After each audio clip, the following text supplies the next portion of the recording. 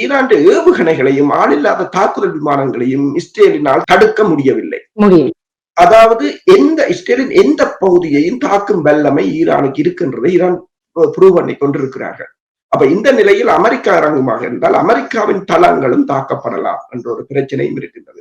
அதே சமயம் ரஷ்யா அமெரிக்காவுக்கு ஒரு எச்சரிக்கையை கொடுத்திருக்கின்றது. அமெரிக்கா இஸ்ரேலுக்கு ஒரு உதவி செய்வதை நினைத்தும் கூட பார்க்கக்கூடாது என்றுதான் கூறியிருக்கிறார்கள். இல்லை என்று சொன்னால் கடும் எதிர்விளைவுகளை சந்திக்க வேண்டி வரும் என்று கூறியிருக்கிறார்கள்.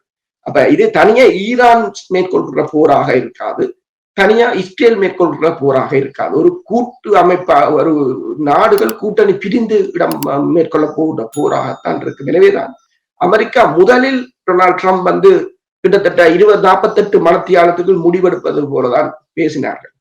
ஆனால் இந்த வியாழக்கிழமை இடம்பெற்ற தாக்குதலுக்கு பின்னர் அதை இப்போது 2 வாரங்களுக்கு பிற்போட்டிருக்கிறார்கள். அப்ப நாங்கள் கதைத்துக் கொண்டிருக்கிற இந்த வெள்ளிக்கிழமை ஈரான் வெளிவார அமைச்சர் ஐரோப்பிய ஒன்றிய நாடுகளின் தூதுவர்களை சுவிட்சர்லாந்தில் சந்திக்கிறார். அப்ப அதில் அதற்கு பிறகு ட்ரம்ப் தன் ட்வீட்டில் போட்டிருக்கிறார், இதில் என்ன கதைக்கிறார்கள் என்பதை தான் அதுக்காக வெயிட் பண்ற என்று போட்டிருக்கிறார்கள். என்னும் போது சில சமயங்களில் இந்த போரை நிறுத்துவதற்கு முயற்சித்தாலும் ஆச்சரியப்படுவதற்கு இல்லை.